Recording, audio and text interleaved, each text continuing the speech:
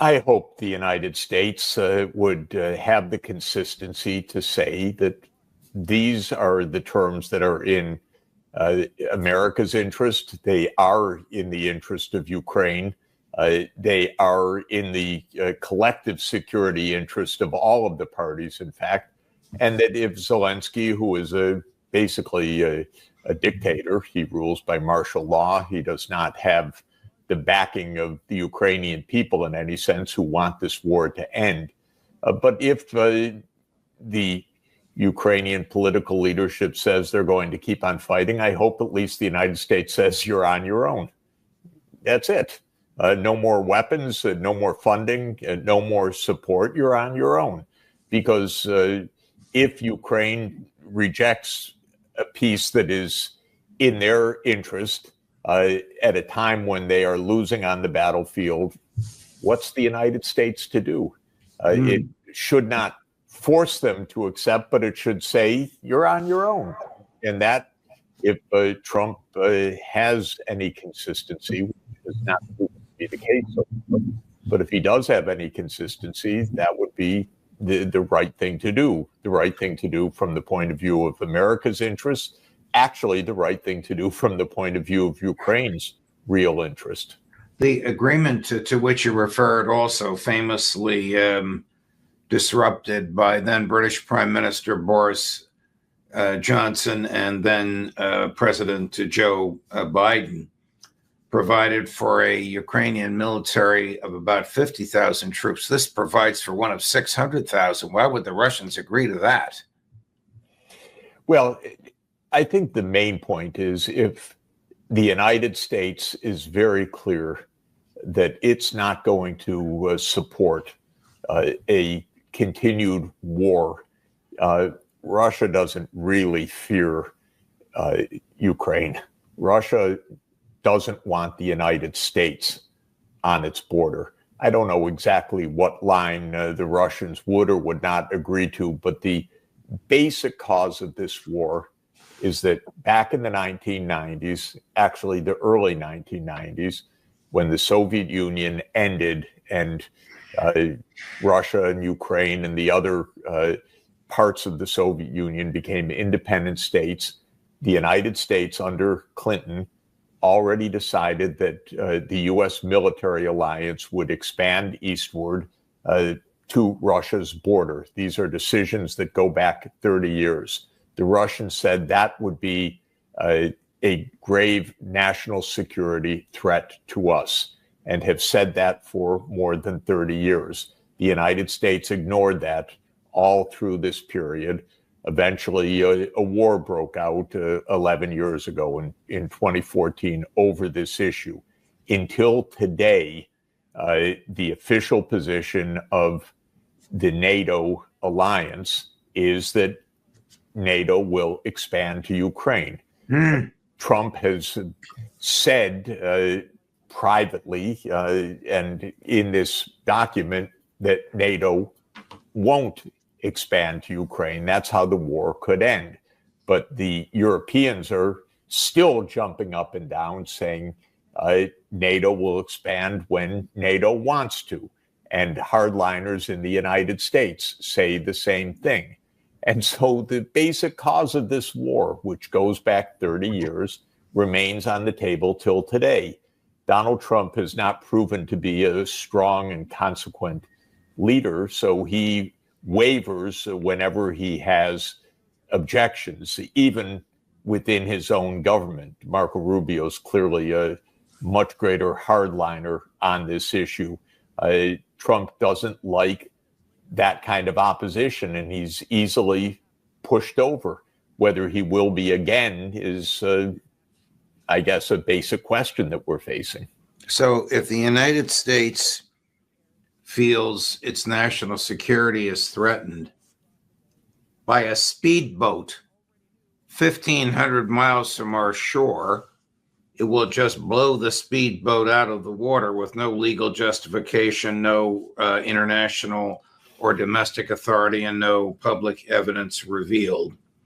Why doesn't it understand the threats that Russia feels when Ukraine is aiming American and British long-range missiles at Moscow? Look, the whole point of being the American empire is to not be consistent, but to do what America wants. That's the whole principle of the NATO enlargement from the start. The idea is we're the world's sole superpower. We go where we want, we go when we want, we go how we want. We don't have to explain. We don't have to be consistent. There's no golden rule for the American empire. We have had the Monroe Doctrine for more than 2 centuries. Don't come close to us from the outside. No European power should encroach in our hemisphere. But we have always reserved the right to go bother anyone anywhere in the world that we want to. Right. So consistency has never been the point, but that gets us into endless wars. We're not as all-powerful as these Washington politicians or the CIA or others like to think. We now have been dragged into this awful war by this warmongering approach of the United States that says we do what we want. We don't have to listen to anyone else's interests. And it doesn't work. It doesn't serve the American interests. That's supposedly what Donald Trump said when he said that he's going to follow the U.S. interest. Well, the U.S. interest has nothing to do with NATO expanding to Russia's borders and thereby embroiling the United States in a absolutely disastrous and futile war that is of such importance for Russia that it's going to prevail in the end. And that's what the 28-point peace plan says. Let's stop this war. NATO won't enlarge. And that's what has the warmongers jumping up and down. They don't want to acknowledge the basic fact that we are not all powerful and that we can't do to others what we would not have them do to us. This is the essence of this war. And it has been the essence of this war for the 11 years of this war. Here's President Zelensky. I shouldn't even call him president. Here's Vladimir Zelensky. My apologies. Yesterday, talking about, he's rather somber, talking about his current dilemma. Chris, number 3. Зараз один з найважчих моментів нашої історії. This is one of the most difficult moments in our history. The pressure on Ukraine is now at its most intense.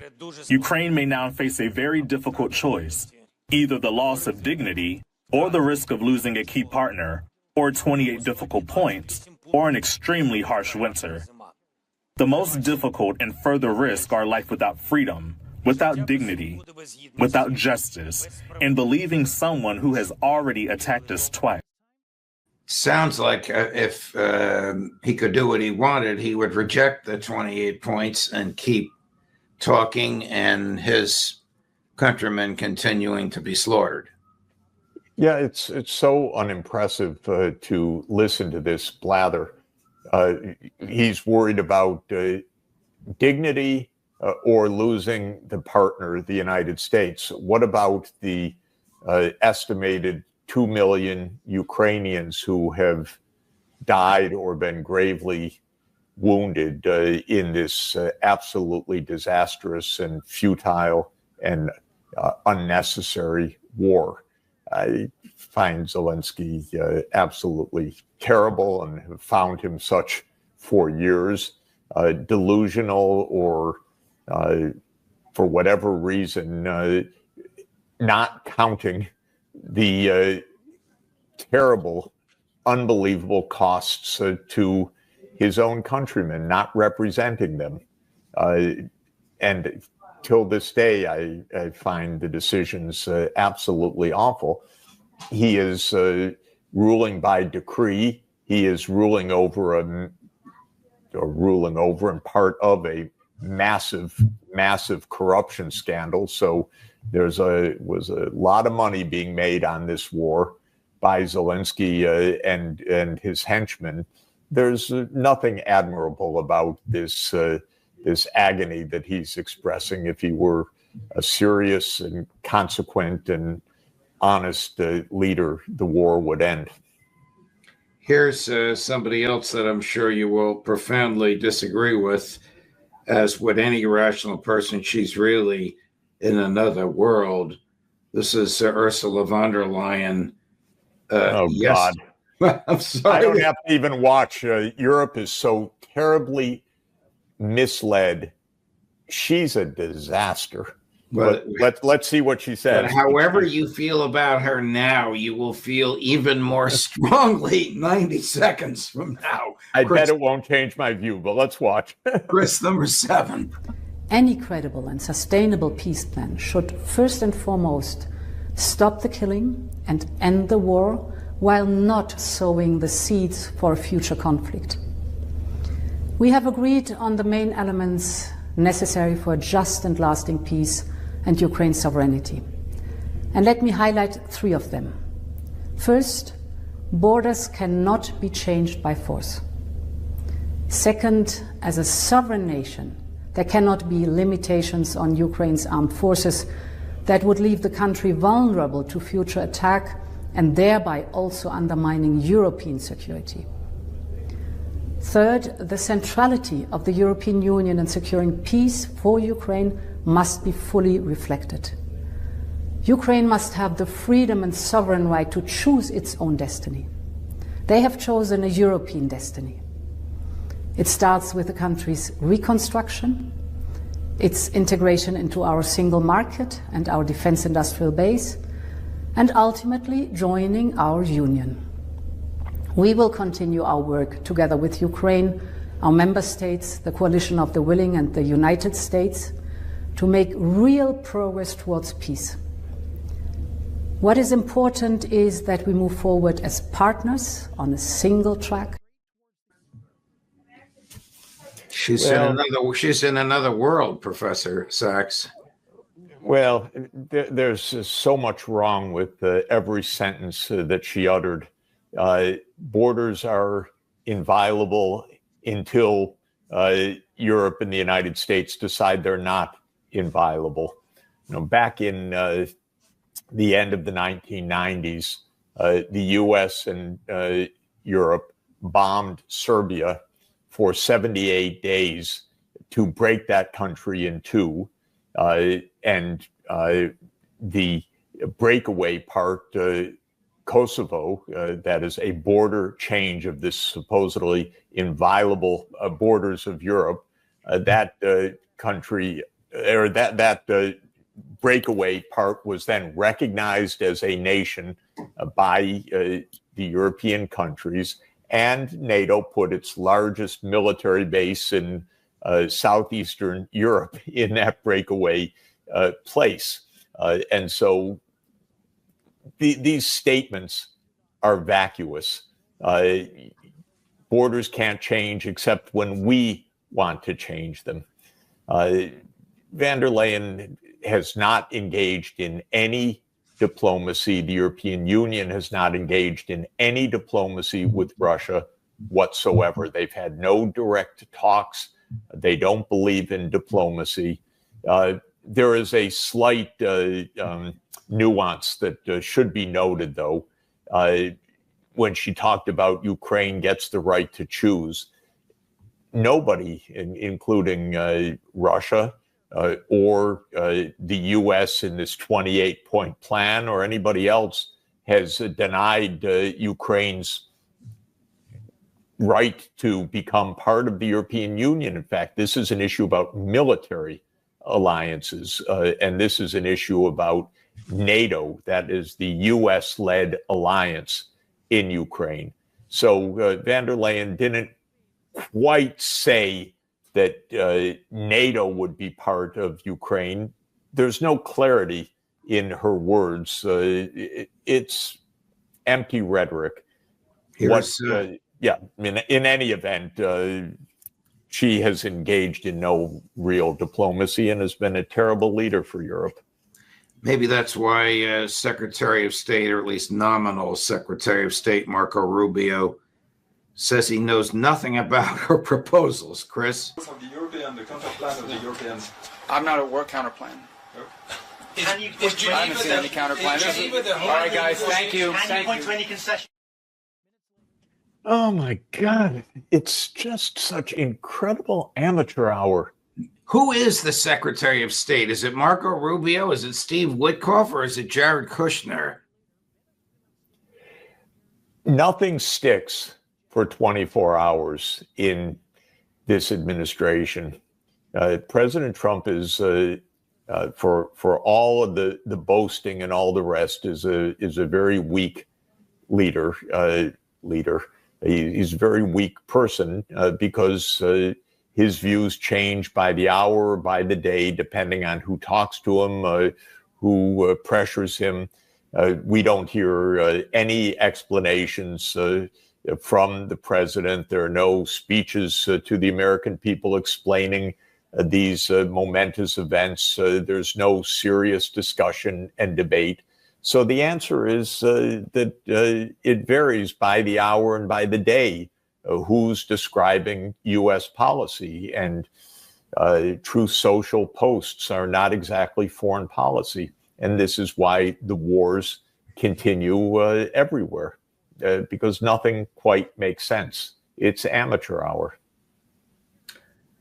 Switching gears to Israel before before we finish for the day. Israel attacked Lebanon today and apparently killed some Hezbollah leadership. What will it take to restrain the Israelis? Again, Israel does what it does because of a blank check, financial and military and diplomatic from the United States. So it would take the United States saying, no, there's really going to be peace. Just as in Ukraine, there's one core issue, which is Ukraine's neutrality. In the case of Israel, there's one core issue, and that is a state for the Palestinian people. The United States and Israel have rejected that, so war is endless. Until there's honesty about the core issue, there won't be peace. And the reason there's no honesty is that the United States basically is complicit with Israel in perpetual war aimed at blocking a state of Palestine. It's not complicated because these wars continue for decades, in fact, in the case of Israel, for obvious reasons. And Israel is engaged in war all over the Middle East for one reason and one reason only. And that is that Israel blocks the chance for peace by rejecting a state of Palestine. And we heard that again explicitly in recent days by Netanyahu and by all of his war criminal cronies, and nothing from the United States except to support Israel. So as long as this continues, there will be perpetual war. Israel will be killing people in Lebanon, in Syria, in Yemen, in Iraq, actually in Africa as well, in Sudan or in Libya or in Somalia. The war is all over the region, and it's Israel-caused wars, all in the service of one point: to prevent there being a state of Palestine alongside a state of Israel. And the United States supports this, and because of that, the wars continue. So we basically handed out our military apparatus. Well, you know, we spend $1 trillion a year on this, and it's used for perpetual war. This is right. What's happened to the American people. We have no say in it. This is not what the American people want. This is not what America First is all about at all. So that's why also Trump's own bases saying this isn't what we signed up for. Not at all. I'm going to stick with Israel, but I first want to reveal the results of a poll that we've been taking today of the people that write into us during the show. So the president said to President Trump said to Vladimir Zelensky, you better accept this by Thanksgiving. So the question is, will the so-called 28-point peace plan happen before Thanksgiving? No, 86%. Yes, 4%. Maybe 10%. Your viewers are very well informed. Let's put it that way. Yes. Extremely well informed. But here's the articulation of monstrous opinions by a British journalist who supports everything Prime Minister Netanyahu does. I don't know if you know her. I never heard of her. Her name is Melanie Phillips. But this is over the top. Chris, cut number 8. The world has been made to believe that peace and justice in the Middle East hinge on the Palestinians getting a state of their own. Justice for the Palestinians has been deemed to be the issue that drives all before it. By apparently denying that happy outcome, the state of Israel has come to be perceived as the enemy of humanity itself. This is the big lie that we are all up against. But the Jewish world has never identified this big lie as such and has never fought it. It has never told the world the truth. There is no such thing as Palestine. There is no such thing as the Palestinian people. The Jewish world has never told the rest of the world that the indigenous people of the land of so-called Palestine are the Jews, that the Jews are the only people who have any entitlement to any of this land, an entitlement based in law, in history and morality, and they are the only people who have an entitlement to all of it. The Jewish world has never said that. Completely vulgar, absolutely disgusting, and the presumption that she's speaking about the so-called Jewish world is absurd. She is speaking about the Zionist ideology of Netanyahu, Smotrich, and Ben-Gvir, who indeed are violent and murderous. That's why Israel is in the dock for genocide, why tens, maybe hundreds of thousands, when the count is over, are dead in Gaza at Israel's hands, because yes, they completely deny the existence of other human beings in their midst. But this woman is a vulgarity, and she is completely mistaken to claim that she's somehow speaking for, quote, Jewish people or the Jewish world. Nothing could be further from the truth. Many Jewish people, myself included, find what she said there completely repulsive and false. That's all. Of course, there are Palestinians, and they are suffering a genocide right now at Israel's hands. That is an ideology that is not about Judaism. It's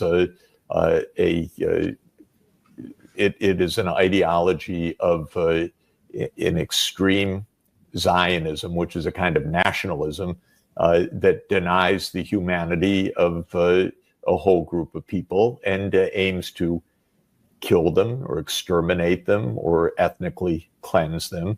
And that's why she's correct that the vast majority of humanity and the vast majority of the American people are absolutely aghast at what the state of Israel is doing right now. Aghast at it. It is not about Judaism at all. Alistair Crook told us this morning that he expects that Netanyahu will convene his own investigation of what happened on October 7th so that he can control the investigators and control the outcome, that it will not be an independent, nonpartisan, intellectually honest investigation. It'll be a whitewash. Well, look, nothing is honest by our governments. Nothing is honest about the United States reviewing its own behavior. Nothing is honest about what the Israeli government is going to do. These are war machines. Honesty and truth don't enter into war machines. We are in the United States run by the military, industrial, digital complex. They make a lot of money on these wars. They want the wars to continue. The president is either too ignorant or too weak, too inconsistent to stand up to this war machine, too dependent on it, too blackmailed by it. Nobody knows exactly why with each individual they succumb to this. But the United States is in the hands of a war machine. Israel is a war and murder machine. It's mainly murdering, of course, the Palestinian people. So waiting for Israel to investigate October 7, we can already understand there will be no publicly honest evaluation at all. But what will not be expunged is the fact of a genocide, the fact that Gaza was destroyed and tens or hundreds of thousands of people killed and died in the process. Again, I give a vague number because it's going to require serious epidemiology, which will be done to understand who died of what causes, lack of food, lack of emergency health care, being buried under the rubble and not having the bodies yet counted. But the deaths are just absolutely shocking and one of the most horrific crimes of modern times.